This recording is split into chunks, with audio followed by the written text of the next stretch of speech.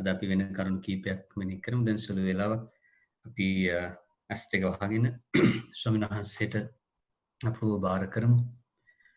ඔබගේ බාහිර තත්වයන් ඔබ ගමන් කරන ඒ ප්‍රශ්න වෙන්න පුළුවන් විවිධ තත්වයන් සෑම දෙයක්ම ස්වාමීන් වහන්සේට අපි බාර කරමු. අපි සෑම සිතුවිල්ලකින්ම මේ කාලයේදී මිදෙන්නට ජේසුස්ගෙන් බලය ඉල්ලමු. මොකද අපි දේ වචනයට සවන් දිය යුතුයි, ඒක මෙනෙහි කළ යුතුයි, ඒක අපගේ මනස තුළ ජීර්ණ විය යුතුයි. ඒතර තමයි අපිට ඒ තුළින් ජීවත් වෙන්න පුළුවන්. එනිසා අපි සෑම බාහිර සිතුවිල්ලකින්ම මේ මොහොතේ අපව මුදවන්න කියලා ශුද්ධාත්ම වහන්සේට යාඥා කරමු. ඊළඟ අපි කතා කළා වගේ ස්වාමීන් වහන්සේගේ වචනය ආකාශයෙන් වැටෙන වර්ෂාවක් වගේ මේ පොළොව සරුසාර කරන්නාසේ අපගේ ජීවිත සරුසාර කරනවා. නමුත් මේ ආකාශයෙන් වැටෙන වර්ෂාව මේ ජලය දරා ගන්නට අපි භූමිය සකසලා තියෙනවා. පොළොව අපි සකසලා තියෙනවා. පොළොව තමයි අපගේ ජීවිතය. ඒතර මේ පොළොව තුල සමහර වෙලාවට කටුපඳුරු තියෙනවා. ඒ බීජ වැඩෙන්නට දෙන්නේ නැහැ. සමහර වෙලාවට මේ පොළොව තදයි. ඒ පොළොව තද නිසා දේ වචනේ ඇතුළට කිඳා බසින්නේ. එතකොට කොච්චර දේ වචනේට අපි පූජාවලදී සවන් දුන්නත් ඒක අපගේ ශරීරයට ආත්මයට කාවා දෙන්නේ. අපි තදයි, සමහරවිට අපි මුරණ්ඩුයි. දැන් වහන්සේගේ වචනේට අපි ඉඩ දෙන්නේ නැහැ. සමහරවිට මේ දේ වචනේ මේ පොළොවට වැටෙද්දී ඒ ක්ෂණයකින්ම ඇවිල්ලා සාතන් මේ වචනේ අරගෙන යනවා. හරියට කුරුල්ලු බීජ අරගෙන යනවා වගේ.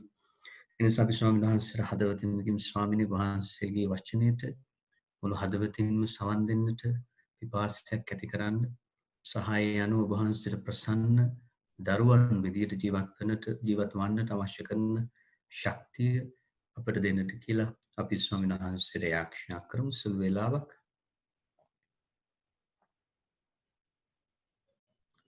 මේ කිව්ද අපගේ ස්වාමීන් වන ජේසුස් ක්‍රිස්තුස් වහන්සේ උදෙසා අප සැමට ලැබේවා. ආමේන්. ආදරණීය සහෝදර සහෝදරියන්, අපි එතකොට මෙනෙහි කළේ ජේසුව අපි හැමෝම හොයන්නට ඕන මේ తాවකාලික ජීවිතي. අපි මෙනෙහි කළා මේ ජීවිතේ කෙටි අවුරුදු 70යි. සාමාන්‍යයෙන් ගීතාවල 8 වෙනි ගීතිකාව කියනවා අපි ශක්තිමත් නම් අවුරුදු 80ක් ජීවත් වෙවි. එච්චරයි. එතකොට එතනින් එහාට තමයි තියෙන නියම ජීවිතය. අපි යාඥා කරන දෙවියන් වහන්සේ ඉන්නේ. ක්‍රිස්තුස් වහන්සේ, දේවම්මා, ශුද්ධවන්තය. ඒක තමයි නියම ජීවිතය. සහ ඒක මේ ලෝකේ නවහසක් නව පොළොවක් විදිහට ස්ථාපිත වෙනවා. ජේසුස් වහන්සේ දෙවන වතාවට එද්දී. එතකොට ඒ ජීවිතය කරා යන වන්දනා ගමනක් තමයි මේ අපි తాවකාලිකව මේ ලෝකේ ගත කරන්නේ. ඒතර ශුද්ධවන්තයෝ ගත කළා වගේ, ක්‍රිස්තුස් වහන්සේ ගත කළා වගේ, දේවම්ම ගත කළා වගේ අපි මේ తాවකාලික ලෝකේ මේ తాවකාලික ගමනක් යන්නේ. ඒතර මේ ගමනේ අපිට ක්‍රිස්තුස් වහන්සේ නැතුව අපිට නියම සතුට ප්‍රීතිය හොයාගන්නට බෑ. ඒකයි ජේසුස් කියන්නේ මමයි මාර්ගය, මමයි සත්‍යය, මමයි ජීවය. නිසා මම ළඟට එන්න. වෙහෙස වෙන බරවුසුළු වෙන සියල්ලනි මා ළඟට එන්න. ඒතකොට මේ ජේසුස් අපි හොයන්න ඕන. මේ හොයන ගමනේදී පිපාසය තමයි ඒකේ පළමු පියවර. පිපාසය කෙනෙකුට නැත්තම් මම ඇත්තටම ජේසුස් හොයන්න ඕන කියලා ජේසුස් හම්බ වෙන්නේ නැහැ. ජේසුස් හම්බ වෙන්නේ නැහැ. පිපාසය වුණ මම ජේසුස් මේ ලෝකෙදි හොයන්න ඕන, උන්වහන්සේම අනිවාර්යයෙන්ම හොයනවා කියන පිපාසය අපිට ඇති වෙන්න ඕනේ. ඒකනේ දේවචනේ හුඟක් තැන්වල කියන හමු විය හැකි බැවින් ස්වාමීන් වහන්සේව සොයන්න. හමු විය හැකි බැවින් ස්වාමීන් වහන්සේව හොයන්න. උන්වහන්සේව හොයන්න පුළුවන්. ඒතර මේ සෙවීමේදී ශුද්ධ බයිබලයේ මම ඔබට ඊයේ කිව්වේ ජෙරමියා දිවස්ප්‍රසාදතුමාගේ ග්‍රන්ථය මම හිතන්නේ 23 වෙනි පරිච්ඡේදයේ තියෙන්නේ. ඒකේ කියනවා ඒකේ තියෙනවා නීතියක්. ලෝ එකක් තියෙනවා. ඒක තමයි අපි දෙවියන් වහන්සේ හොයන්න ඕනේ මුළු සිතින්ම. දැන් ජෙරුසලමේ මොනවාද ඊශ්‍රායලයේ සෙනගව අරගෙන ගියනේ බැබිලෝනියාවට. බැබිලෝනියාවට ගෙනිච්චට පස්සේ දැන් මේ මිනිස්සු දැන් යාඥා කරනවා. නමුත් දෙවියන් වහන්සේ අනාවරණය වෙන්නේ නැහැ. මිනිස්සුන්ට මේක ප්‍රශ්නයක්. අපි යාඥා කරුවාට අපිට දැනෙන්නේ නැහැ වහන්සේව. ඊට පස්සේ මේ අය ජෙරමියාට කියනවා අහන්න කියලා ඇයි කියලා. පස්සේ ජෙරමියා අහනවා දෙවියන් වහන්සේ මොකද කියලා. ඊට පස්සේ දෙවියන් වහන්සේ කියනවා මිනිස්සු මාව හොයනවා ඇත්ත. මිනිස්සු මට යාඥා කරනවා. නමුත් ඔවුන් මාගේ මුළු සිතින් මාව සොයන්නේ ඔවුන්ගේ මුළු සිතින් නෙමෙයි කියලා. එතකොට අපිට ජේසුව හොයද්දි පිපාසය එක්ක ගැඹුරට යද්දී අපි මුළු සිතින්ම හොයන්න ඕන. දැන් මම ඔබට කියලා දෙන්නේ මේ මුළු සිතින්ම හොයන ආකාරය. එතකොට මේ මුළු සිතින්ම හොයන ආකාරය ටිකක් ගැඹුරට යන ගමන. සමහර අයට මේක චුට්ටක් අපහසු වෙන්න පුළුවන්. සමහර අය මුළු ගැඹුරටම යන්නේ නැති වෙන්න පුළුවන්. නමුත් මම ඔබට කියන්නේ ගැඹුරටම යන ආකාරය තමයි මෙතනදී පහදලා දෙන්නේ. ඉතින් එතකොට ඒකේ පළමු පියවර තමයි අපි කතා කළේ ජේසුස් හොයන්න පිපාසය තියෙනවා. ඊට පස්සේ දෙවෙනි පියවර තමයි ඒක හරියට දැන් අපි කියමුකෝ ඉස්සර පුරාණ කිවිසුමේ මොන හරි පඳුරක් තියෙද්දී පඳුරක් දෙවනාසට ඔප්පු කරද්දී ඒ ඔප්පු කරන පඳුර තියෙන අල්තාරයේ මත. ඊට පස්සේ මේ අල්තාරයේ මත තියෙන පඳුර හිතන්නකො සත්තු කියලා. හරක් බැටළුව දැන් මේවා තියෙනවා. ඊට පස්සේ ආකාශයෙන් ගින්දරවිල එක පුෂ්චනවා. ඊට පස්සේ තමයි දෙවියන් වහන්සේගේ වැඩ සිටීම ප්‍රකාශ වෙන්නේ. එතකොට කරුණු තුනක් තියෙනවා. පඳුරක් තියෙනවා. දවාලීමක් සිද්ධ වෙනවා. දෙවියන් වහන්සේගේ මහිමයක් තියෙනවා. දෙවියන් වහන්සේගේ වැඩ සිටීම ප්‍රකාශ වෙනවා. එතකොට දැන් අපි දැන් ඔය පඳුර ඔප්පු කරන තැන තමයි තාම ඉන්නේ. හරිද? පිපාසය කියලා හරියට කියන්නේ නිකන් අපි පඳුර ඔප්පු කරන්න සූදානම් වෙනවා. එතකොට පිපාසය කියලා කියන්නේ ඒක සිටිවිල්ල. අපි ඇතුලේ ඇති වෙන ඇටිටියුඩ් එක. ඒ එක්කම ඔන්න අපි දැන් පටන් ගන්නවා. හරි දැන් මම ගමන පටන් ගන්නයි යන්නේ. එතකොට මේ ගමන පටන් ගද්දී ප්‍රධානම දෙයක් තමයි දැන් ඔබට මතක ඇති සුදතුනාංශය ආපු ගාම පේදුරුතුමාලා දේශනා කරද්දී දැන් මිනිස්සු අහනවා දැන් අපි මොනවද කරන්න ඕනේ? හරි දැන් ජේසුව හමු වෙන්න සුදතුනාංශය ලබා ගන්න අපි දැන් මොනවද කරන්න ඕනේ? එතකොට පේදුරුතුමා කියනවා කරුණු දෙක මනස්ථාපනය වන්න සුබස්න අදහ ගන්න. මනස්ථාපනය වන්න සුබස්න අදහ ගන්න. එතකොට මේ මනස්ථාපනය ගැන කියද්දි මට සත්‍ය සිදුවීමක් ඒක මගේ හිතට කාවැදුණා. ඒක තමයි දවසක් අම්මා කෙනෙක් අපි කියන්නේ අවුරුදු 40ට වඩා අඩුයි පෙනුමේ මට තේරිච්ච විදියට අවුරුදු 37ක් 35ක් ඒ වගේ ඇති. එතකොට දැන් මේ අම්මා ඇවිල්ලා කියනවා ෆාදර් එයා මට මෙහෙම අර කාමමිත්‍යාචාරී සම්බන්ධතාවයක් තියෙනවා. වෙන පිරිමි කෙනෙක් එක්ක සම්බන්ධතාවයක් තියෙනවා. ඊට පස්සේ එයා කිව්වා කසාද බැඳලා ඉන්න ස්වාමි පුරුෂයාගේ අඩුපාඩු ගොඩකුත් කිව්වා. නමුත් දැන් මේ අම්මගේ හදවතේ තියෙනවා මේ සම්බන්ධතාවයෙන් මිදෙන්න ආශාවක්. හරිද? ඒ අම්මා කතා කරනකොට මට තේරෙනවා හදවත ඇතුලේ තියෙනවා මේ සම්බන්ධතාවයෙන් මිදෙන්න ආශාවක්. අනිත් පැත්තෙන් මේ අම්මා ඒ සම්බන්ධතාවය තුළ සතුටක් විඳින හින්දා ඒක අතාරින්න බැහැයි කියලා බයකුත් තියෙනවා. බයකුත් තියෙනවා අතාරින්න නිකන් ඕනේ නැහැ කියන හැඟීමකුත් තියෙනවා. ඒකට ඒ නිසා මම පහදලා දුන්නා ඉතින් ඒ තීරණය ගන්න ඕනේ අම්මා. ඊට පස්සේ මම දැක්කා ඉතින් කුරුස ළඟට ගිහිල්ලා ඒ අම්මා යාක්ෂා කරනවා. නමුත් ඒ අම්මගේ සිතේ ඒක අතාරින්න 100%ක අර තද බල තීරණයක් නැහැ. ඒ නිසා අපි දැන් ජේසුස් හොයද්දී දැන් පිපාසයෙන් ජේසුස් හොයන්න පටන් ගද්දී ආදරණීය සහෝදර සහෝදරියනි මනස්ථාපනයට එන්න ඕන. එතකොට මේ මනස්ථාපනයේදී එකපාර ජේසුස් අපිට මාව දැන් උඹලට ඕන නම් සුදු වෙලා වරෙල්ලා. පව් සේරම නැති කරන්න වරෙල්ලා. එහෙම ජේසුස් කියන්නේ. ඒක ගමනක්. දැන් මගේ ජීවිතේ ඔය ගමන ගියා මාස 6ක් විතර. එතකොට ඒක අපි ඉස්සරහට එකම කිරිඳි තිරිඟු දෙකම තියෙනවා.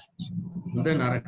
කොහොම ගිහිල්ලා එක දවසක් එනවා ජේසුස් ගලවන ඔය සියලු පාප සේරම ගලවනවා. මම ඔබට කියලා දෙන්න ඔක කොහොමද වෙන්නේ කියලා. එතකොට නමුත් අපි පටන් ගන්න ඕන ආදරණීය සහෝදර සහෝදරියනි මේ මනස්ථාපනයට යෑමේ ගමන. එතකොට ඒක අමාරුයි. ඒ කියන්නේ අර අම්මා මන් දන්නවා ඒ අම්මාට ඒ ආශාව තියෙනවා. ඒ පාපේ ගිහිල්ලා රසය තියෙනවා. එතකොට ඒ අම්මට ඒකෙන් ගැලවෙන්න යාට හිතට තිබුණාට පොඩි ආසාවක් ඇතුලෙන් ආයේ අම්මට කියනවා නෑ එපා. උඹ ජීවිතේ සතුට තියෙන එතන. එතකොට ඒ අම්මා අඬන්නේ ඒකයි. එයා අඬනවා. එතකොට එතනදී ආදරණීය සහෝදර සහෝදරියනි අපිට ජේසුව හොයද්දී මරණීය පව් එක්ක ජේසුව මුළුමනින්ම අත්දකින්න බෑ. ඒක ඉතින් සුභාරංචියක් නෙමෙයි නමුත් කරන්න දෙයක් නැහැ. ඒ කියන්නේ අපි ඉන්න විදියට අපි පාපෙක ජේසුස් ළඟට එනවා. එතකොට උන්වහන්සේ අපිව ටික ටික ගොඩ නගනවා. සුද්ධවන්තව ගොඩ නගනවා. ඒ ගොඩ නගලා ඉවර වෙලා තමයි උන්වහන්සේ ප්‍රකාශ වෙන මහිමින්. ඒක මම ඔබට හෙට කියලා දෙන්නම් ජේසුස් හම්බුණා ඔබට මොනවද වෙන්නේ කියන එක. එතකොට මේ පෞකාරව මාවත් වලින් අපිට ඉවත් වෙන්න සිද්ධ වෙනවා. හැබැයි ඒක එක දවසින් වෙන්නේ නැහැ. ඔබ දැන් අද මම මෙහෙම කියනවා කියලා හෙට එන හරිය මම පවුලෙන් ගැලගෙන එහෙම වෙන්නේ නැහැ. එහෙම ජීවිතරත් වෙන්නේ නැහැ. ඒක ගමන. යන්න ඕන ඒක. ඒක දේවල් කර දරාගෙන යන්න ඕන. එතකොට තමයි මේ පව් ඇබ්බැහිවීම් කඩන්න පුළුවන්. ඒවා කඩන්න ඕන ජේසුස්ගේ බලයෙන්. ඒතර ඒ විදිහට තමයි අපි පව් මාර්ග වලින් ඈත් වෙන්නේ.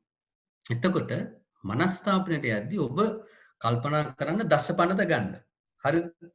දසපනතේ පනත් අරගෙන ඔබට දසපන තුල රකින්න බැරි හැම පනතක් ගැනම මෙනෙහි කරන්න. ඔබට සබත් දවස ඒ කියන්නේ මම හිතන්නේ ෆාදර් අයිවන් පූජාව තියෙන සිකුරාදා වෙන දිනද පූජාව තියෙන. එතකොට ඒ දවස දිව්‍ය පූජාවට සහභාගී වැදගත්. එතකොට දිනපතා යාක්ෂා කිරීම වැදගත්.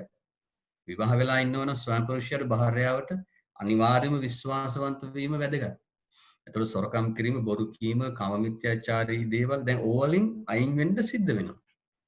නැතුව ජේසුස් වහන්සේව අපිට ගැඹුරින් අපිට බෑ ආදරණීය සහෝදර සහෝදරයන් හමුවන්නට. උන්වහන්සේව හමුවන්නට එහෙම බෑ. එතකොට ඒක ගමන. මනස්ථාපනය තුළ අපි යන්න ඕන ගමන. ඔබ ළඟ බයිබලේ තියෙනවද? ප්‍රයන්ත තියෙනවා කවුරු හරි කියවන්න මොනවාද? බයිබලේ ලූක්තුමාගේ සුවිශේෂයේ 15 වෙනි පරිච්ඡේදයේ උඩ කියනකද? ලූක්තුමාගේ සුවිශේෂයේ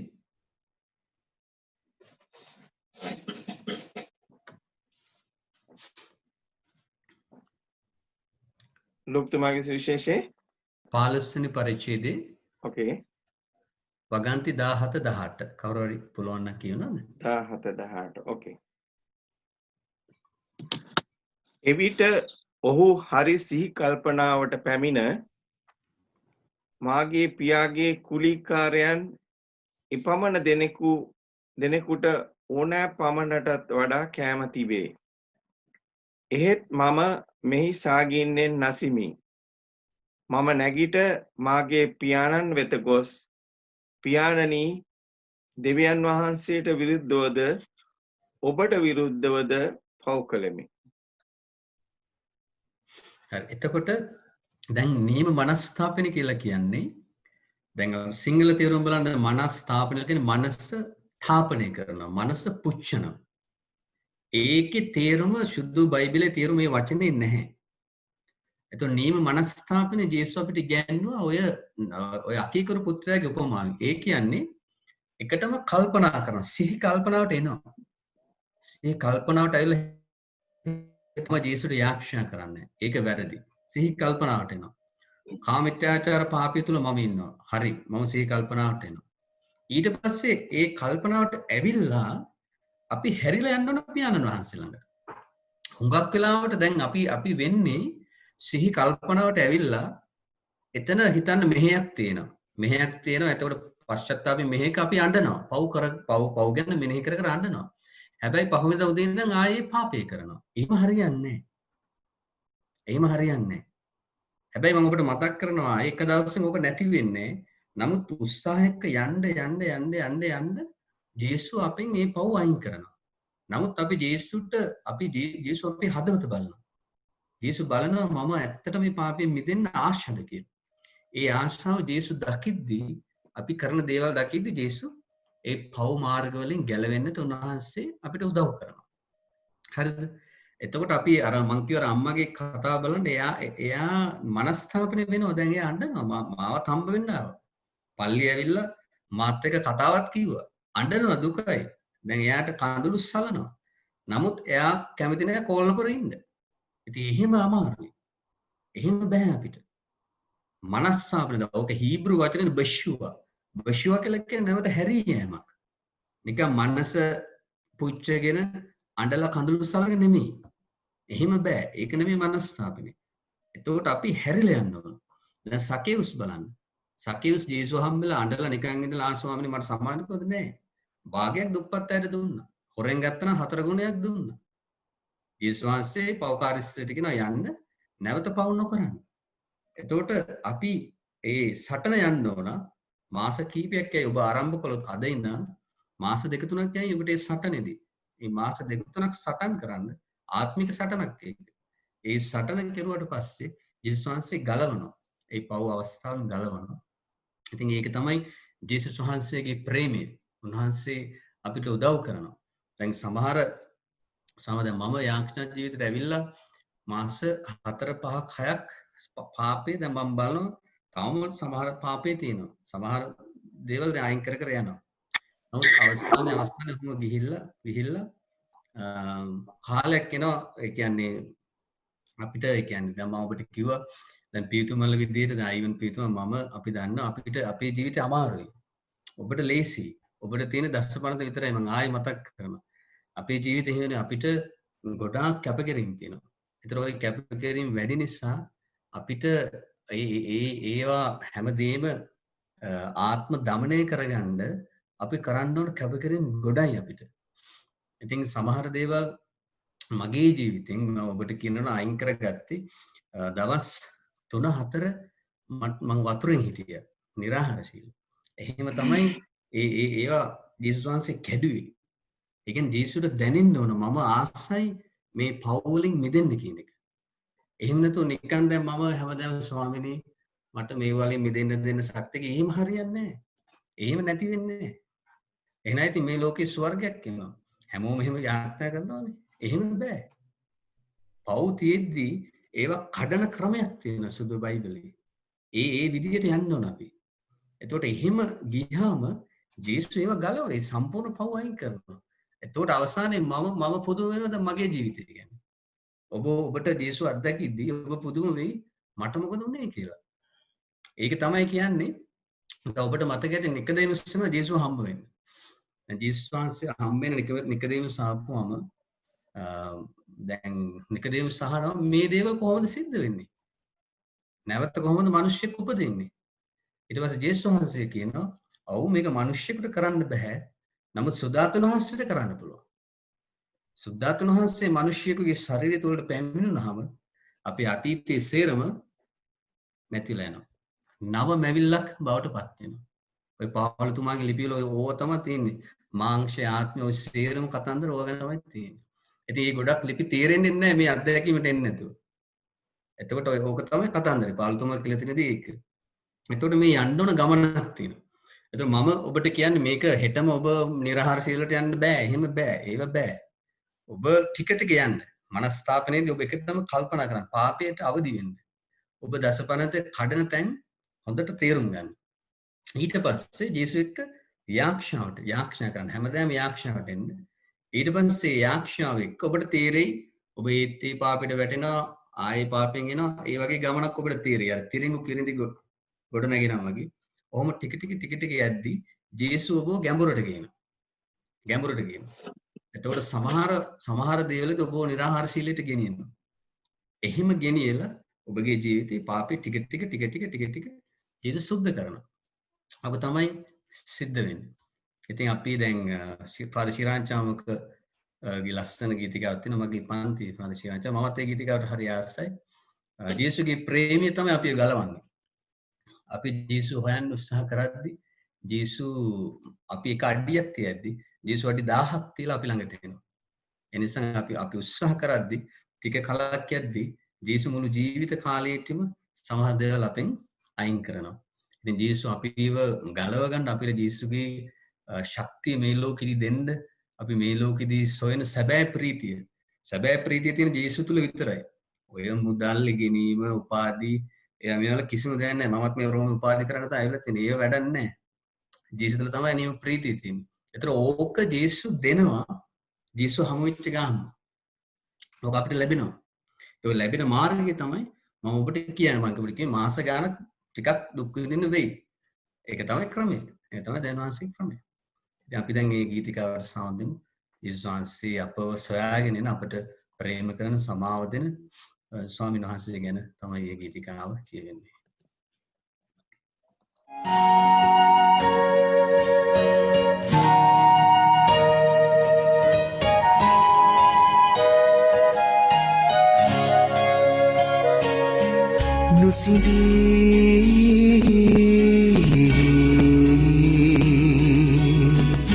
නොනැවති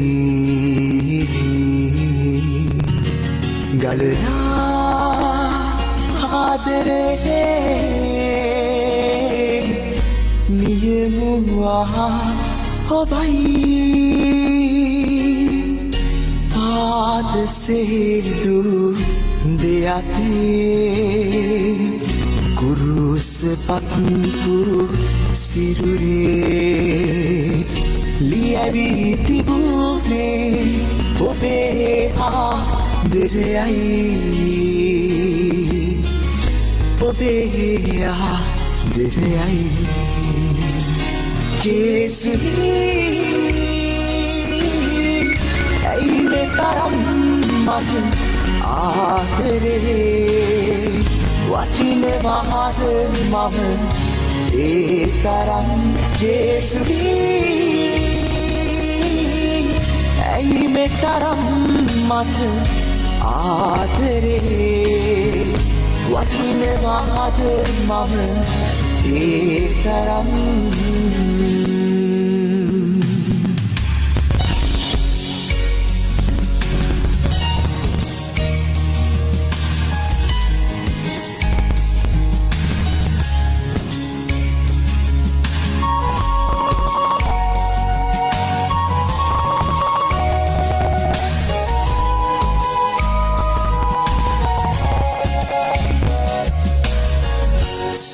සහනලොව සොයා යන්නේ ලෝ සම්පතමින් ගුවක් වෙලා ගෙන ආවේ සන සුමක් නොවෙයි මහා ජේසුනි ඔබගෙන් හැදෙලා දැනුණා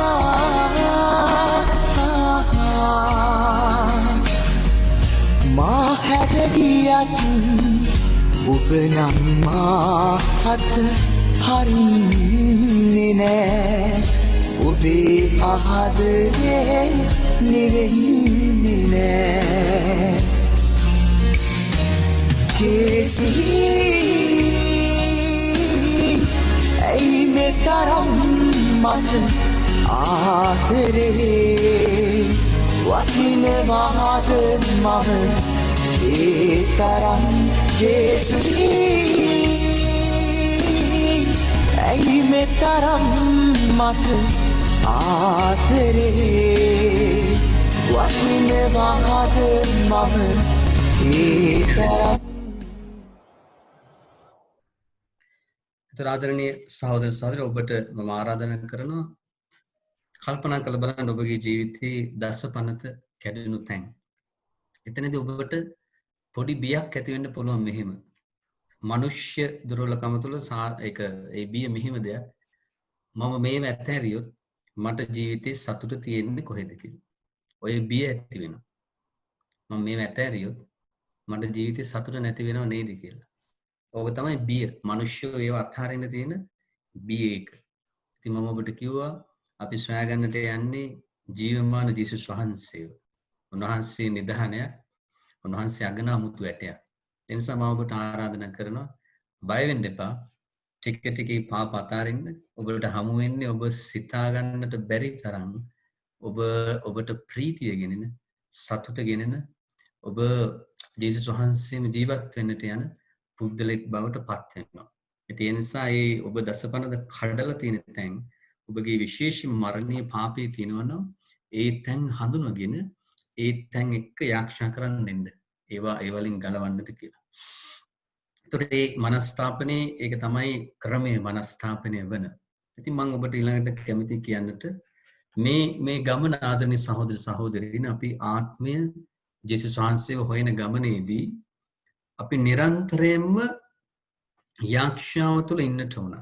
එතකොට ඔබ ගිහි අය විදියට ඔබ කොච්චර යාක්ෂා කරන්න ඕනද? අපි ඒක හොයාගන්න ඕන. යාක්ෂා මේ විදිහට කරන්න පුළුවන්. දැන් අපිට මට කියන්න බෑ පියුතුමෙක් තරම් ඔබ යාක්ෂා කරන්න ඕන නෑ. එහෙම බෑ. අපි ජේසුස් වහන්සේට කැපවිලා ඉන්න නිසා අපි ගොඩාක් යාක්ෂා කරන්න ඕන. නමුත් ඔබට පුළුවන් මේ ප්‍රමාණයට යාක්ෂා කරන්න ආශායට ඔබ ජේසුස් හමුනොත් ඔබ සමහරලාට අපිටත් වඩා යාක්ෂා කරන්න පටන් ගනී. නමුත් අපි දේව වචනේ ජෝන්තුමාගේ සුවිශේෂී පැය කියන දේ අයිති සාතන්ට. හරිද? ඕක 7 සැරයක් ජෝන්තුමාගේ සුවිශේෂී තියෙනවා. පැය කියන දේ අයිති සාතන්ට. දවසයිති දෙවියන් වහන්සේට. එතකොට අන්ධකාරයේ පැය සාතන්ගේ පැය ওই විදිහට ජෝන්තුමාගේ සුවිශේෂී තියෙනවා. ඒ නිසා ඔබට මතකද ජේසුස් ගෙස්සෙවෙනිදී කියනවා ඔබට අවදි එක පැයක්වත් අවදිව සිට යාක්ෂා කරන්න බැරි වුණා. එතකොට ඔබට ඔබගේ ජීවිතයෙන් අන්ධකාරයේ බලවේගවල පාපයේ ඇබ්බැහිවීම පාපයට වැටීම කඩන්න ඕන නම් පැයක් යාක්ෂා කරන්න ඕන. එතකොට ඔබට දැන් කල්පනා නැති සුද්ධ වූ පැය කියන දේ කොහොමද ආව කියලා තේරෙනව නේද දැන්? සුද්ධ වූ පැය. ඇයි ওই පැයක් ඇවිල්ලා තියෙන්නේ? කොහෙන්ද ආවේ? ඕක තමයි හේතුව. ජේසුස් හොයද්ද පැයක් යාක්ෂා කරන ටිකක් ගැඹුරු කිතුණු ජීවිතයක්. ඒක ටිකක් අමාරුයි. ඒ කියන්නේ 100%ක්වත් පැයක් යාක්ෂා කරන්නේ නැති වෙති. නමුත් මම ඔබට කියන්නේ සත්‍යය. ජේසුස් අත්දකින ගමනේදී ගැඹුරට ඔබ ටික ටික යන්න ඕන නම් පැයක් යාක්ෂා කරන්න හොඳයි ඒක. දැන් ඔබට හෙට ඉඳන් මේක කරන්න අමාරුයි. ඔබ යාක්ෂා කරන්නෙම නැති කෙනෙක් නම් පටන් ගන්න දවසකට විනාඩි 10කින්. ඊට පස්සේ සති දෙකක් තුනක් ගියට පස්සේ ඒක විනාඩි 15ක් කරගන්න 20ක් කරගන්න මාසයක් කරද්දි පැය භාගයක් මාස එකමාර එහෙම චුට්ට වැඩි කරගන්න චුට්ට වැඩි කරගන්න පුළුවන් නම් එකපාර පැයකින් පටන් ගන්න. සමහර ඔබ පැයක් යාක්ෂා කරන්න ඇති. එතකොට දැන් අපි මේ පැය කොහොමද යාක්ෂා කරන්නේ? ඔබට සමහර වෙලාවට හිතන්න පවුලක් විතර ඉන්නවා නම් ඔබට පුළුවන් පවුල තුල විනාඩි 20ක් 25ක් පවුලේ ජපමාලේ කියන්න. ඊට පස්සේ සුවිශේෂ පාඨයක් කියලා මෙනෙහි කරන නවගියසුමි. ඒ වගේ පැය භාගයක් යාක්ෂා කරන්න පුළුවන්. ඊට අමතරව පෞද්ගලිකව ඔබට ඕනනම් දවසේ අවස්ථා දෙකකදී පැය කාල යාක්ෂා කරන්න පුළුවන්. තේරුණාද? උදේට පැය කාලයි නිදා ගන්න ඉස්සෙල්ලා පැය කාලයි. පෞද්ගලිකව යාක්ෂා කරනවා කියලා කියන්නේ ජේසුස් එක්ක කතා කරනවා. කියනවා ජේසුස්නේ අද දවසේ මේ දේවල් තිබුණා. මට අද දවස හොඳයි. මේ තැන්වලදී මට පරීක්ෂාවක් ආවා. මේ තැන්වලදී මම පාපෙට වැටෙන්න ගියා. මේ තැන්වලදී මම සන්තෝෂයෙන් හිටියා. අද දවසේ මට මේ වගේ තැන්වලදී බිරිඳ එක්ක චුට්ටක් තරහ ගියා. ජේසුස් ජීවිතය කියන්නේ ඒකයි යාක්ෂා. ඒක සංවාදයක්. ඒක හරියට මම ඔබට කතා කරනවා වගේ. ඒක සංවාදයක්. ඒතර ඒ වගේ ජේසුස් එක්ක කතා කරන්න තියෙන ඔය සංවාදය තුල ප්‍රශංසාව ටිකක් වැඩිපුර ඕන. ජේසුස්ට ස්තුති කරන්න හැම දෙයකටම. ජේසුස්ට ස්තුති කරන්න හැම දෙයකටම. එතකොට ඔබ හොඳට මතක තියාගන්න පැයක් යාක්ෂා කරන්න පුළුවන් නම් හොඳයි. පැයක් යාක්ෂා කරන්න පුළුවන් නම් හොඳයි. නමුත් අපිට ඊට වඩා යාක්ෂා කරන්න ඕනේ. දැන් මම ජේසුස් හොයන ගමනේදී මම ආරම්භ කළේ පැයකින් දිවසප්සුද වහන්සේ ළඟ. ඔය පැය එන්න තමයි ජේසුස් මාව ශක්තිමත් කළේ තව ටික ටික ගැඹුරට යන්න නේද? එතකොට මේ පැය අනිවාර්යයි. පැය අනිවාර්යයි. එතකොට ඔබට ජේසුස් හොයාගන්නට පුළුවන් හමු වෙනවා ජේසුස්. එතකොට ඉතින් ඔබට මතක් කරන මේ පැයේ ඒ අදහස ඔබගේ සිත තුළ තියාගන්න. එතකොට යාක්ෂා කරන ආකාරය කොහොමද? යාක්ෂා කරන විදියක් දැනගන්න ඕනේ අපි. ඒක දැන් දවසක් ගෝලෙම අහනවා ජේසුස්ගෙන් අපි කොහොමද යාක්ෂා කරන්නේ? ඊට පස්සේ ජේසුස් කියනවා මේ විදියට යාක්ෂා කරන්න කියලා මොනවද ගන්නන්නේ? ස්වර්ගයේ වැඩ සිටින යාක්ෂාව. දැන් ගන්න ස්වර්ගයේ යාක්ෂා මොනවද තියෙන්නේ කියලා බලන්න ඕක ඇතුලේ. ස්වර්ගයේ වැඩ සිටින අපගේ පියාණෙනි ඔබ වහන්සේගේ ශ්‍රී නාමයට ප්‍රශංසාව වේවා. ප්‍රශංසාව තමයි එකටම තියෙන්නේ. ස්තුතිය තියෙන එකටම. නමස්කාරය තියෙන එකටම. එතකොට ඔබගේ ජීවිතයේ හැම දෙයකටම ඔබ ජේසුට ස්තුතිවන්ත වෙන්න ඕන. සමහර ලෙඩ රෝග වලට පවා ස්තුතිවන්ත වෙන්න ඕන. මොකද සමහර ලෙඩ රෝගෙ හින්දා අපි පාපයෙන් ආරක්ෂා වෙනවා. එතකොට හැම දෙයකටම ස්තුති කරන්න. හැම දෙයකටම ජේසුට ස්තුති කරන්න. ස්තුති තමයි අංක 1. ඊට පස්සේ ඔබගේ රාජ්‍ය පැමිණේවා. ඔබගේ කැමැත්ත ස්වර්ගයේ හිමි නිටු වේවා. ඕකට යාක්ෂා කරන්න. ඕක අපි යාක්ෂා කරන්නෙම නෑ. ඕක අපි හිතන්නේ නෑ. දැන් බලන්න පූජාවේදී ඔබ යාක්ෂා කරන එකට මොකක්ද? සුදු සභාවටයි ඒ දෙවියන්වහන්සේගේ රාජ්‍යයේ කටයුතු සඳහා. ඒක වැදගත්. ඒ වෙන යාක්ෂා කරනවා. මිනිස්සු පෞකාර මාවත් වලින් ඈත් වෙලා ආත්ම ගලව ගැනීම උදෙසා යාක්ෂා කරනවා. හරිද? ඒක තමයි දෙවෙනි කාරණාව. තුන්වෙනි කාරණාව ඔබගේ අවශ්‍යතාවයන්. ඔබගේ අවශ්‍යතාවයන් ටික ජේසුස් කියන්නේ. නමුත් දැන් කතෝලිකයෝ මොකද්ද කරන්නේ යාක්ෂාව අපි? කිතුන මොකද්ද කරන්නේ යාක්ෂාව? එල්ලෙන් ටිකක් කියයින යනවා. එහෙම යාක්ෂා කිව්වට ඒව බලගතු නැහැ. ඒ යාක්ෂා බලගතු නැහැ. ජේසුස් කියන්නේ එහෙම නෙමෙයි යාක්ෂා කරන්නේ. ඒතර අපි ජේසුස් ගන්නපු විදිහට යන්න ඕන. ජේසුස් අපේ යාක්ෂා අහනවා එල්ලෙන් කියද ජේසුස් අපිට ආදරෙන් ඉන්න. නමුත් ජේසුස් ගන්න ක්‍රමයක් තියෙනවා. ඒ ක්‍රමයට අපි යන්න ඕන. ඒතකොට තමයි යාක්ෂාව බලගත වෙන්නේ. ඒතකොට ඒ නිසා එකටම ජේසුස් ප්‍රශංසා කරන්න. ඊට පස්සේ දෙවියන් වහන්සේගේ කැමැත්ත මේ ලෝකෙ ඉටුවීම පිණිස ඒ කියන්නේ මිනිස්යන්ව පාපී තත්ත්වයන් වලින් ගලවන්න කියලා සුදු සභාවට යාක්ෂා කරන්න, සුදු සභාව අපිට පියතුම්මල්ලට ශුද්ධවන්තව ඉන්න ශක්තිය දෙන්න කියලා යාක්ෂා කරන්න. ඒ වගේ දෙවියන් වහන්සේගේ රාජ්‍ය උදෙසා යාක්ෂා කරන්න. ඊට පස්සේ ඔබගේ අවශ්‍යතාවන උදෙසා යාක්ෂා කරන්න. ඊට පස්සේ මනස්ථාපනය වෙලා ඔබ හැමදාම කරපු පව් ගැන අවදි වෙන්න. පව් වලට ජේසුස්ගෙන් සමාවිල්ලන්න ඕන. නිදාගන්න ඉස්සර වෙලා ඔබ පව් වලට සමාවිල්ලන්න ඕන හැමදාම. ඊට පස්සේ ජේසුස්ට යාඥා කරන්න පව් ප්‍රස්තාව වලින් අපි මුදවන්න කියලා. පව් ප්‍රස්තාව වලින් අපව මුදවන්න කියලා යාඥා කරනවා. ඒක තමයි ඒ සුද්ධ වූ මාර්ගවල අපිට යන්න අපිට අවශ්‍ය ශක්තිය ලැබෙන්නේ. එතකොට මේ කරුණ තමයි යාඥාවක තියෙන්න ඕනේ.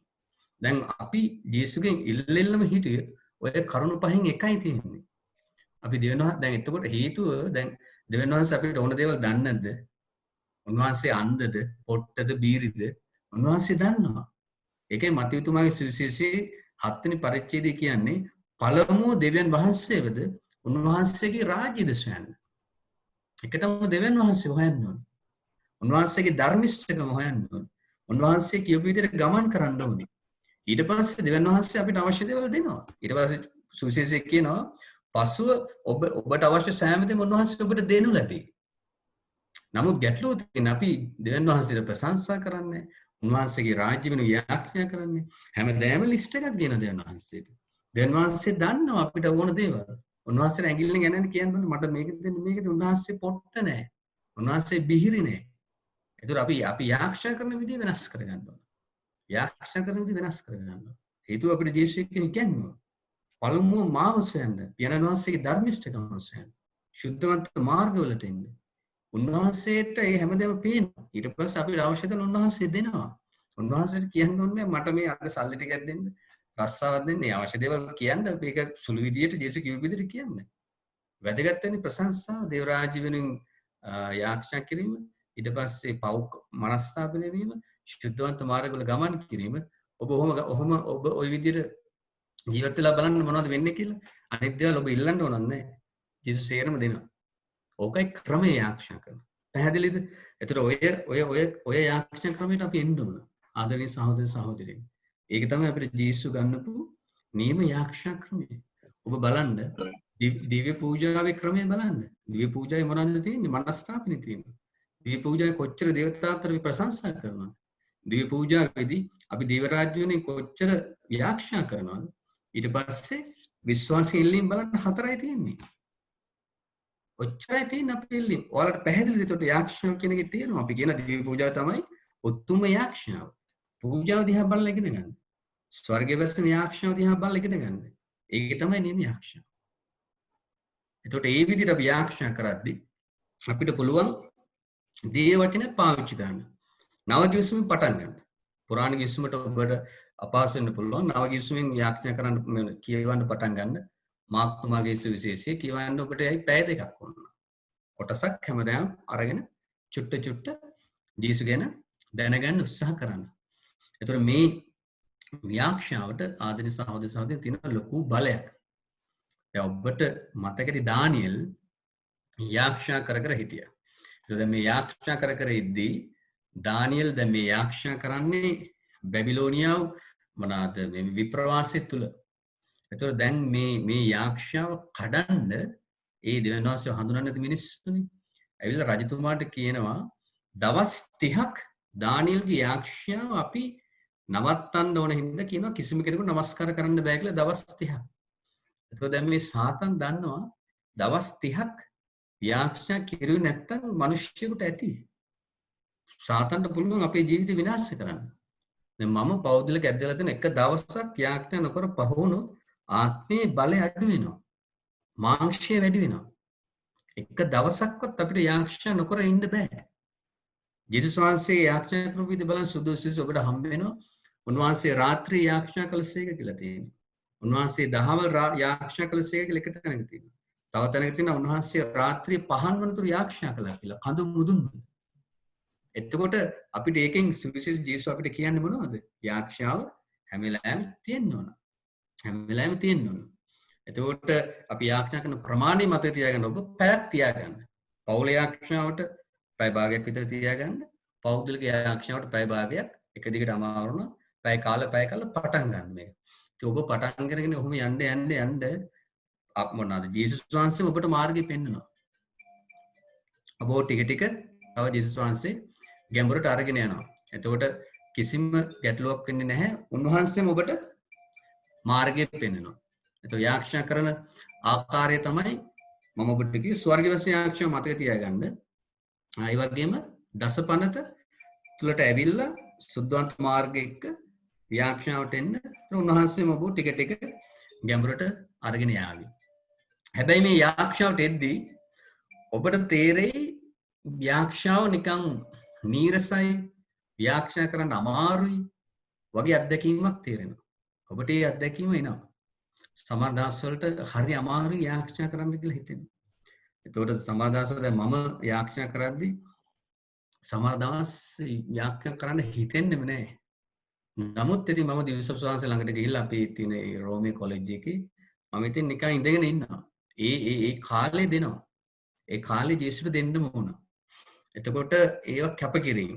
එතකොට ඔබ ටික ටික ගැඹුරට එද්දී ඔබට සමහර වෙලාවට හිතුනොත් රාත්‍රියේ යාඥා කරන මැදියම් රාත්‍රියේදී ඔබ යාඥා කරන ඒ කාලෙදී මම ඔබට දැන් මේවා කියන්නේ දැන් හිටින් මම දැන් මේක අවසන් කරන්න ඕනේ. ඒ නිසා ටිකක් අර ගැඹුරට යන විදියත් මම ඔබට කියලා දෙන්න.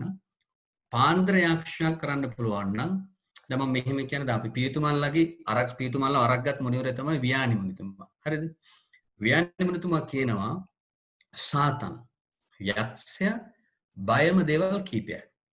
පළවෙනි එක තමයි සාතන් බයයි නිନ୍ଦ අපි නැති කරගෙන යාඥා කරනවාට. ඒකනේ අපි උතුම්ම දිව්‍යයන්ගේ පාස්කු වගේ දිව්‍යයන්ගේ මොනවද තියෙන්නේ මධ්‍ය රාත්‍රියේ තියෙන්නේ. මධ්‍යම රාත්‍රියේ ඇයි තියෙන්නේ නොනිදා යාඥා කරනවා. නොනිදා යාඥා කරනවා. එතකොට සාතන් බයම දේවල් නොනිදා යාඥා කිරීම ඊට පස්සේ निराहारශීලව යාඥා කිරීම තුන්වෙනි එක ජලේ පවා නොබී යාඥා කිරීම. ඕලෙන් තමයි සාතන්ව අපිට මෙල්ල කරන්න පුළුවන්. ඉතින් ඔබ ගැඹුරට යද්දි හිතන්න ඔබ බරපතල විදිහට මෙතන කවුරු හරි ඉන්නවා නම් කාම මිත්‍යාචාරී පාපය තුල බරපතල විදිහට ගැලවෙන්න බැරි තරම් වැටිලා නම් ඔබ මාසයක් දෙකක් තුනක් යාඥා කර එද්දී ඒක ඒත් අයින් කරගන්න බැරි නම් निराहारශීලයට යන්න ඕන. නැත්තම් ඒවා කඩන්න බෑ යැබ්බැහි වීම. එතකොට निराहारශීලයට ගිහිල්ලා රැය යාඥා කරන්න. ජේසුට මොර ගහන්න. එතකොට ජේසුගේ රුධිරයේ බලය ඉල්ල ගන්න ජේසුගේ. එතකොට ඔය විදිහට ඔබ යාඥා කරද්දී ඔබට තේරෙයි ජේසු එක පාරේ පාපය අයින් කරනවා. ඔබට තේරෙයි එක දවසක එක රාත්‍රියකින් පහුවෙනිදා ඔබට ඒ හැඟීම් ලොකුවට එන්නේ නැහැ. ජේසු ඒව අයින් කරනවා. ඒක තමයි ජේසුස් කියන්නේ වෙහෙස වෙන බරොසුන් සෙන්නේ මම ළඟට එන්න ඇවිත් බලන්න. මම ළඟට ඇවිත් බලන්න මට මොනවද කරන්න පුළුවන් කියලා. දැන් මිනිස්සු ජේසුස් ළඟට යන්නේ නැතුව ඉතින් ඉන්න මේ දේවල් විසඳන්න කියලා. එහෙම වෙන්නේ නැහැ. ජේසුස් ළඟට යන්න ඕන. ඒ ගමන යන්න ඕන. එතකොට මම ඔබට කිව්වා අර බරපතල පවවල ඉන්නවා නම් ඒව මිදෙන්න නිදි නැතුව යාඥා කරන්න ඕන. निराहारශීලව යාඥා කරන්න ඕන. එතකොට අපි ජේසුස් හොයන ගැඹුර අනුව අපිට පුළුවන් නොනිදා යාඥා කරන්න, निराहारශීලව යාඥා කරන්න. ඒව අවශ්‍යයි. දැන් ඒතකොට निराहारශීලී යාඥාව කෙනෙක් බලන්න මම පෞද්ගලිකව කල්පනා කරා අපි හුඟක් තරුණ දරුවෝ දැන් පාපයට වැටිලා ඉන්නවා. දැන් දෙමාපියොත් ඇවිල්ලා අපිට කියනවා ෆාදර් අපේ දරුවෝ මේ වගේ ඇබ්බැහිවීම් ඇත්ත. නමුත් ඔය එක දෙමාපියෙක්ව මට හම්බෙලා නැහැ ෆාදර් දරුවෙනි මම निराहारශීලව යාඥා කරනවා කියලා. එතකොට මම කල්පනා කරලා තියෙනවා දරුවන්ට දැන් දෙමාපියෝ ආදරේ කිව්වට ඒ බොරුද කියන්නේ කියලා. වරුවක් දෙකක් නොකා දරුවෝ වෙනුවෙන් යාඥා කරන්න බෑ දෙමාපියන්ට. එතකොට ඒ කියන්නේ ප්‍රශ්නයක් මේ දෙමාපිය දරුවන්ට ආදරේද කියලා. නැද්ද? අපි ආදරේ නම් අපි ගැඹුරින් යාඥා කරන්න ඕන. එතකොට ඔබගේ දරුවෝ එහෙම ඉන්නවා නම් දෙමාපියෝ මෙතන ඉන්නවා. ඔබ යාක්ෂා කළ බලන්න නිරාහාරශීලී මොනවද වෙන්නේ නැත්තේ කියලා. ඒ අන්ධකාරයේ ඒ සේරම බැහැවින් කැඩෙනවා. දරුවන්ගේ ජීවිත ආශිර්වාදයෙන් පිරෙන්න පටන් ගන්නවා. එතකොට ජේසුස් කියපු ගමන මේකයි. දවසක් ජේසුස් වහන්සේ ළඟට ගේනවා යක්ෂයා වේශම මිනිස්සුනේ. එතකොට ගෝලය තමයි එතකොට දැන් මේ යක්ෂයා එලවන්න ටැකල් කරන්න දැන් ගෝලයන්ට දෙනවා ජේසුස්. දැන් ගෝලයන්ට උගන්වනවා. ඊට පස්සේ ගෝලයන්ට එලවන්න බෑ දැන් යක්ෂයාව. ගෝලයන්ට එලවන්න බෑ. ඊට පස්සේ ගෝලයා අහනවා කට්ටිය මිනිස්සු ගියාම මිනිස්සු ගොඩේ අහන්න ලැජ්ජයිනේ. මිනිස්සු ගියාම ස්වාමීනි අපිට යක්ෂයා එලවන්න බැරුව ගියානේ. ඒ අශුද්ධාත්මයක සටන් කරන්න බැරුව ගියානේ. ඒකනේ තේරුණේ. ඇයි මොකද වුනේ? පස්සේ ජේසුස් වහන්සේ කියනවා නිරාහාරශීලී සහ ව්‍යාක්ෂාව නැතුව එවැනි ආත්ම දුරු කළ නොහැකි. දැන් ඔය අසභ්‍ය දේවල් බලන එක ඒක අශුද්ධ ආත්මයක්. ඒක ඇබ්බැහිවීම. ඕක කඩන්න සමහරකට නිරාහාරශීලීට යන්න වෙනවා. යන්න නැතුව බෑ. නැතුව මිදෙන්න බෑ.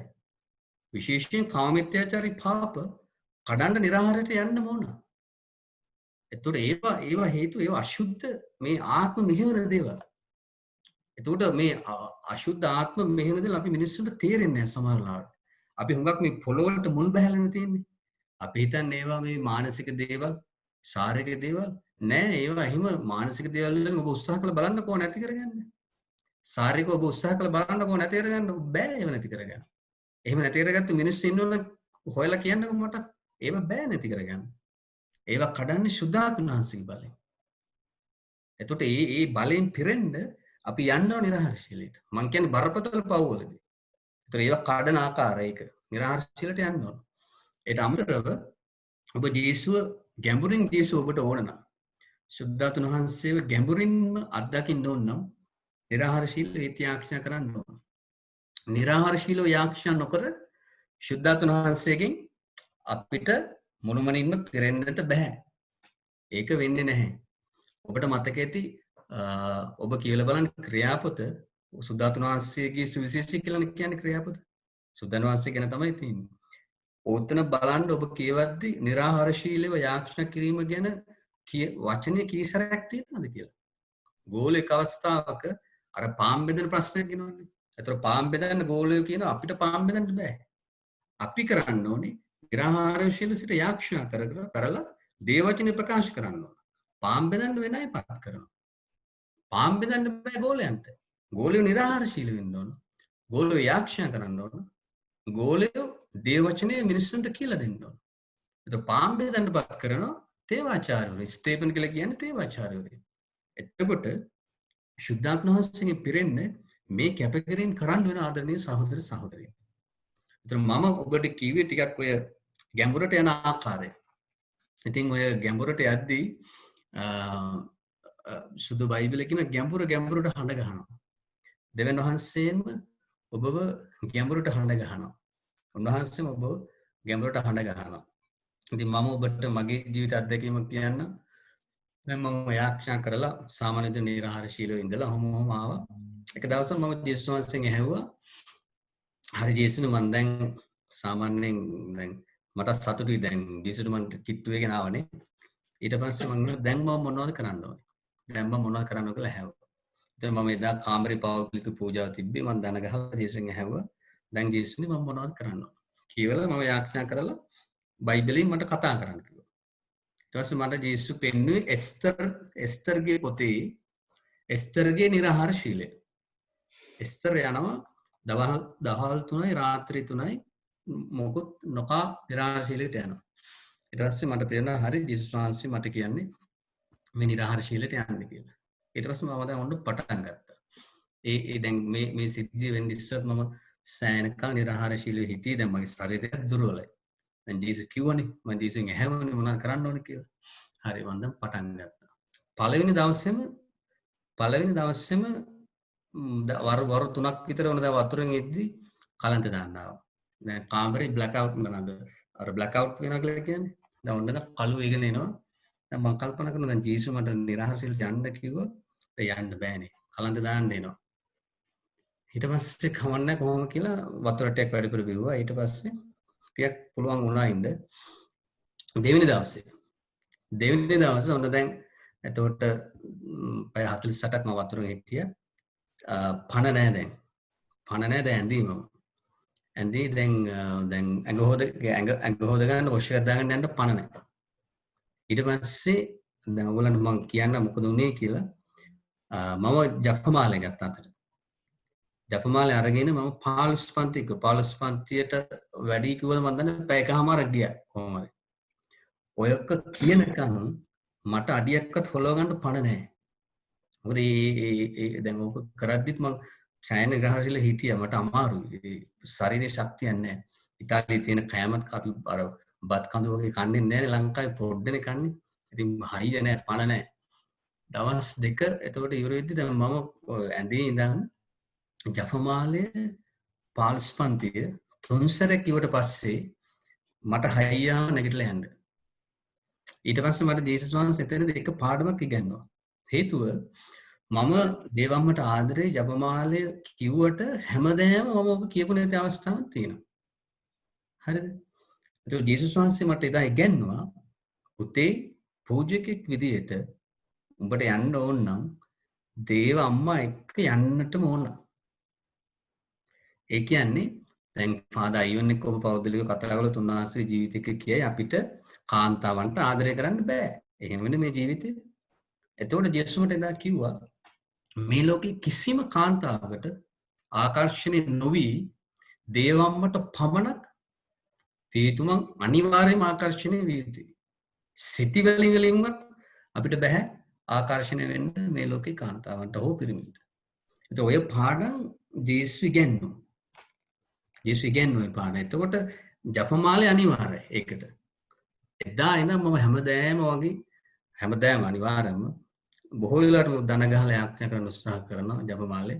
ඉතින් මම ඔබට ආරාධනා කරනවා දේව අම්මගේ බලය ලබා ගන්න. ඊට පස්සේ තමයි ඔය තව දවස් 3ක් ඊපර මම දවස් 4ක් විතර වතුරේ හිටියා. එදා රාත්‍රී තමයි 4 වෙනිදා රාත්‍රී තමයි මට තේරුණේ මගේ ජීවිතේ ශුද්ධාත්ම වහන්සේ සම්පූර්ණයෙන්ම නතු කරගත්තා කියලා. එතකොට ඒකට කාලයක් යනවා. දැන් මම යාඥා කරන මාස එක දිගට යාඥා කරලා මාස 6ක් 7කට පස්සේ වගේ තමයි මේ දේ වුනේ. ඉතින් මම ඔබට ආරාධනා කරනවා ඔබ පටන් ගන්න ජීසස් හොයන්න. උන්වහන්සේ ඔබ ටික අරගෙන යනවා. වෙලාවක් එනවා. ජීසස් ඔබට කියනවා දැන් ඔබගේ ජීවිතේ තියෙන සියලුම පාප චූටි දේවල් ලොකු පව් සේරම කිරිඳි ගලවනවා වගේ ගලවනවා. කිරිඳි ගලවනවා කියලා දැන් ඔබට ඒක තියෙනවා මතයුතුමාගේ සුවිශේෂයේ 13 වෙනි පරිච්ඡේදයේ ජේසුස් වහන්සේ කියන තිරිඟුයි කිරිඳි එකට වැඩෙන්න දෙනවා. පාපය සහ හොඳ දේවල්. හැබැයි වෙලාවක් කියන අස්වනු නෙලන කාලය. අස්වනු නෙලන කාලයක් කියන ඔබ යාක්ෂා කර යද්දී ඔබට තියෙන අස්සලු නෙලන කාලයක්. ඔය කාලෙදී ඔබ ගැඹුරින් යාක්ෂාවට යද්දී ඔබගේ ජීවිතයේ සෑම දෙයක්ම ජේසුස් ගලවනවා. සෑම දෙයක්ම අයින් කරනවා. ඒ පාපය අයින් කරනවා. ඒ කියන්නේ පුදුම ජීවිතයක්. ඊට පස්සේ උන්වහන්සේ තුල සැහැල්ලු ප්‍රීතියෙන් උන්වහන්සේගේ ආත්ම වහන්සේගේ පිරිමින් ගමන් කරන ජීවිතයක් බවට පත් වෙනවා. එතකොට ඔය අස්වනු නෙලන කාලේ ඔබට අද පටන් ගත්තොත් මාස කීපයකට පස්සේ ඔබට හම්බ වෙනවා. එතකොට ඔය යන ගමනේදී මම ඔබට දැන්ම කියලා තිබ්බේ නිරාහාරශීලය ගැන අවදියෙන් ඉන්න. එතකොට ඔබ ඒ කියන්නේ නිරාහාරශීලය යන්න ඔබ ජේසුස් ගැඹුරින් හමු වෙනවා. දැන් ජේසුස් ගැඹුරින් හමු වෙන්නත් පුළුවන්. නිකන් උඩින් කතෝලික වෙලා ෂේප් වෙලා ස්වර්ගයට යන්න පුළුවන්. සුද්ධිකාගෙන ස්ථානෙට ගිහිල්ලා හරි ෂේප් වෙලා යන්නත් පුළුවන්. මං කියන්නේ මෙහෙම මේ හැමෝම මේක යන්න ඕනක් නැහැ. සුද්ධිකාගෙන ස්ථානෙට ගිහිල්ලා එතන පොඩ්ඩක් දුක් විඳලා පවුල් සම ලැබිලා යන කතෝලිකයෝ ඉන්නවා. කතෝලිකයෝ ජේසුස් විශ්වාස කරන නිසා මං හිතන්නේ කලාතුරකින් නරක ආදියට යයි. නමුත් සුද්ධිකාගෙන ස්ථානේ තියෙන පොඩ්ඩක් ගෙවන්න. ඒතර ඕවත් නැති කරගෙන සහ ඉතින් මේ ලෝකේ ජේසුස් හමුවන කොච්චර හොඳයිද? කොච්චර ප්‍රීතියෙන් ඉන්න පුළුවන්ද නේ? එතකොට ඒ නිසා මං කියන්නේ ගැඹුරින් හොයන්න. ගැඹුරින් හොයන්න. උඩින් හොයන්න එපා. උඩින් හොයන්න එපා. ගැඹුරම ටාගට් කරන්න. එතකොට ඔබ අඩුම ගානේ සෑහෙන මට්ටමක නවතී. ජේසුස් වහන්සේ හමු වීමේ ගමනේදී. එතකොට මම මේ ගමනේදී නිරාහාරශීල අනිවාර්යයි. ඒ කැපකිරීම අනිවාර්යයි. දසපනතට පැමිණීම අනිවාර්යයි. ආදරණීය සහෝදර සහෝදරියනි.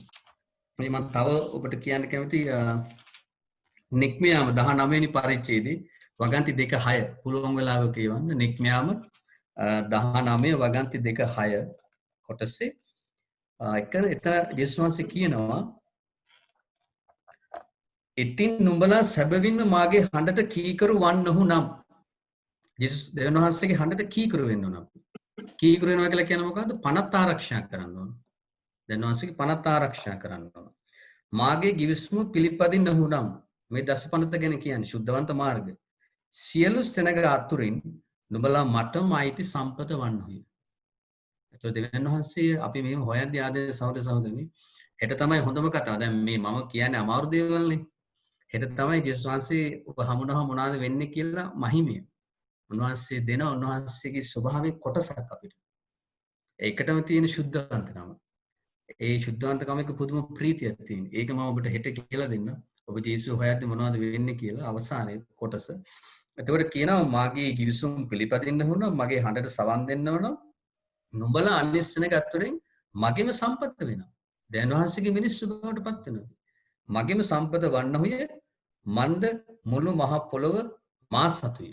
දැන් වහන්සේ මේ පොළොව මටයි අයිති. නුඹලා මාව සෙව්වොත් මගේ givisum පිහිටෙව්වොත් මගේ හඬට සවන් දුන්නොත් මගේම සම්පත වෙනවා. ඊට පස්සේ මේ පොළොව නුඹලටයි අයිති. මොකද මේ පොළොව අයිති මට. ඊට පස්සේ කියනවා නුඹලා මට පූජක රාජ්‍යයක් වෙනවා. පූජක රාජ්‍යයක්. පූජක රාජ්‍යයක් පූජකෙක් කියන්නේ ස්වර්ගයයි පොළොවයි අතර මැදිහත් වෙනවා. ඔබට පුළුවන් ඒ සම්බන්ධතාවය ලබා ගන්න. පූජක රාජ්‍යයක් වෙනවා. කැපවූ જાතියක්ද වන්න ඔය වදාළසේ. දැන් වහන්සේට කැපවුණු මිනිස්සු බවට අපිපත් වෙනවා. එතකොට ඒක තමයි ආදින සහෝදර සහෝදරයන් අපි මේ අර දැන් වහන්සේගේ හඬට සවන් දෙන්න ඕන. ඒ ගමන තියෙන්න ඕන. එහෙම ඒ කියන්නේ අපි දසපනතර එන්න ඕන. නැතුව අපිට ජේසුස් වහන්සේව ගැඹුරින් අනිවාර්යෙන්ම හොයන්න බෑ. ඒතර ඒ වගේම ඔබ මතක තියාගන්න ආත්මයේ හතුර තමයි මරණීය පාපය. තේරුණාද? මරණීය පාපය තමයි ආත්මයේ හතුර. මරණීය පාපයක් වුණාම මොනවද කරන්න ඕනේ? පාපොච්චාරණයට යන්න ඕනේ. දැන් මේ වැඩසටහන කරන්න ඉස්සෙල්ලා මම පාපොච්චාරණය කළා. මම මේ කතානේ ආපු ගාම මයිකල් ස්වාමීන් සෙන්සාද පාපොච්චාරණය කළා. හේතුව මංගල්‍ය තියෙනවා. ඔබට මම කතා කරන්න ඕනේ. පාපොච්චාරණ නොකර ඒවා එහෙම වුණාම සුද්ධත්ව වහන්සේට මාව මෙහෙවන්න බෑ. එතකොට මම පාපය තුල ඉද්දී උන්වහන්සේට මාගේ ශරීරය තුල ඉන්න පුළුවන්ද? බෑනේ. මගේ ශරීරය උන්වහන්සේට වාසය කරන්න පුළුවන් මාලිගාවක් වෙනවා මම පාපය තුල ඉද්දී. බෑ එහෙම වෙන්නේ නැහැ. එතකොට මම සුළු පාපයක්වත් මේ විශේෂයෙන් ජේසුගේ වචනේ මිනිස්සුන්ට කියද්දි මම එහෙම ඉන්න ඕන. එතකොට ඔබගේ ආත්මය හතර මරණී පාපය. සුළුපව වලට අපිට සමාව ලබා ගන්න පුළුවන්.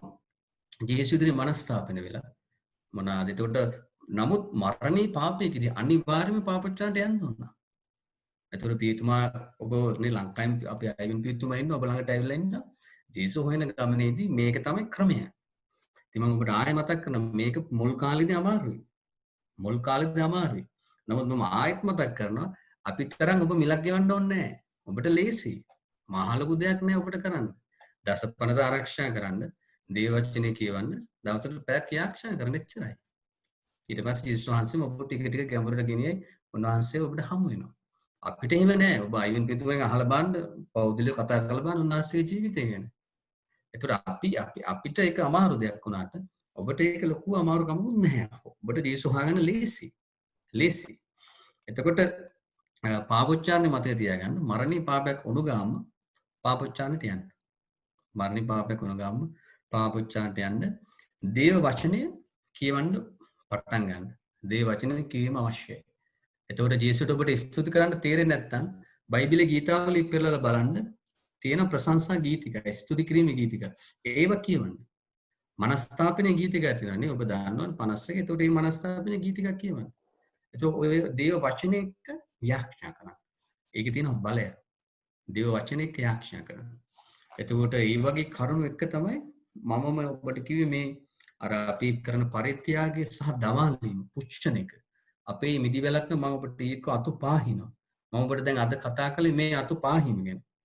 එතකොට මම ඊයේ ඔබට කතා කළේ අපි මේ කොහොමද ආරම්භ කරන්නේ? පිපාසයෙන් කොහොමද ජීසු හොයන්නේ? ඊට පස්සේ දැන් අපි මනස්ථාපනයට ඇවිල්ලා යාක්ෂාව තුළ, පාපොච්චාරය තුළ, දසපන තුළ අපි ජීසු හොයනවා. මෙහෙම ජේසුස් හොයුනට පස්සේ උන්වහන්සේ අපිට දෙනවා මහිමය. උන්වහන්සේගේ මහිමය දෙනවා. ඒක හරි පුදුම දෙයක් ඒක. ඉතින් ඒක තමයි අපි හෙට කතා කරන්නේ. ජේසුස් හමුනාම ජේසුස් අපිට මොනවද දෙන්නේ කියන එක ගැන. ඒක තමයි ඒක හොඳයි. ඒක තමයි ලේසි එක. දැන් මම දැන් අද කතා කරන්නේ අමාරු දේවල් මේවා. නමුත් මේක තමයි ගමන. ඒ කියන්නේ අපි හොඳට මතක තියෙනවා ජේසුස් වහන්සේ මහිමයට ගියේ කොහොමද ගියේ? උත්ථානයට ගියේ කුරුසිය තුලින් ගියේ. උන්වහන්සේ උත්ථානණු ඒ ගුහාවේ ගල්ලෙනේ තමයි උන්වහන්සේගේ මූර්ත දේහය තිබුණේ. මරණය තුලින් තමයි උත්ථානයට යන්න පුළුවන්. කසපහර තුලින් තමයි සුවේ ලබන්න පුළුවන්. නිර්වස්ත්‍ර වීමෙන් තමයි අපි උන්වහන්සේගේ ධර්මිෂ්ඨකම ලබන්න යන්නේ. ඒ නිසා මේ කුරුසිය ගමනේ යන්න ඕන. ජේසුස් හොයන ක්‍රමය ඒකයි. ඒක හරි ලස්සනයි. උන්වහන්සේම හොයන ක්‍රමය උන්වහන්සේ බයිබලයේ තුල අපිට අනාවරණය කරලා තියෙන්නේ ඒක හිම වෙන්න ඕන හින්දා. නිකන් ජේසුස් හමු වෙන්නේ නැහැ. ඒතර ඒක අග්ගන මුතු වැටයක්. ඒක කෙතක සංගවා තිබුණු නිදහනයක්. ඒක හොයාගන්න සියලු දේවල් අපිට විකුණන්න වෙනවා. ඉතින් ඒක තමයි මම ඔබට අද කිව්වේ ගමන යන ආකාරය. ඉතින් අපි අඳුර මැදින් ගීතිකා දැන් වචන වලට සවන් දෙමු. මේක තියෙනවා ඒ යාක්ෂා ජීවිතයේදී එපා වීම. දාලා යන්න හිතන අවස්ථාවක්. නමුත් දෙවියන් වහන්සේ කියන පුතේ දාලා යන්න එපා. ඉන්න මා එක්කනේ. තව ටිකයි. මේ මාස ගන්න එන්න. මේ මාස ගන්න ජීසු ගැඹුරට අරගෙන යනවා ටික. අවසානයේදී උන්වහන්සේ තුල ක්‍රියාත්මක වෙන්න පටන් ගන්නවා. අපි ගීතිකාවට වචන වලට සවන් දෙමු.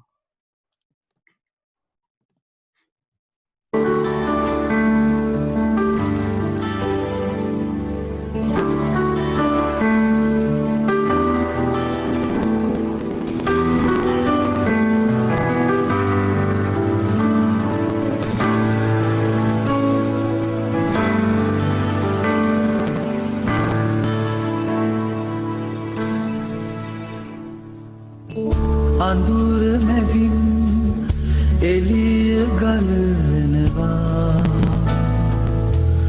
කඳුළු මැදින් සිනහා නගනදා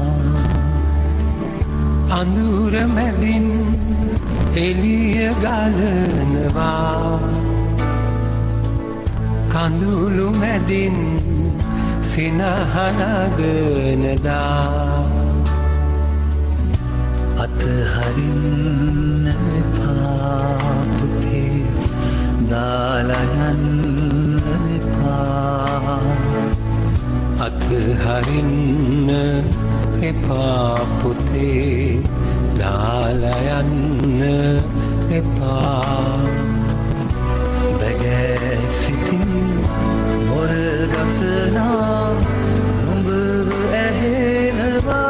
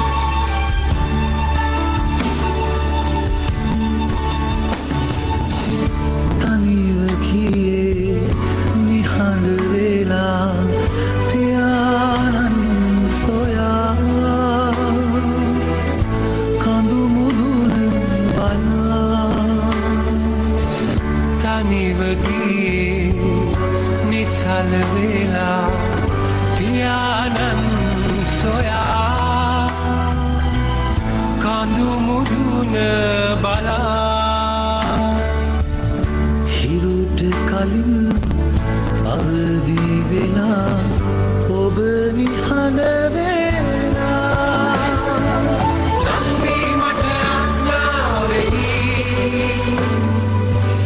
කතා කරනවා වින්වී ඔබ ඉන්නාතුරා දුකින් හදනවා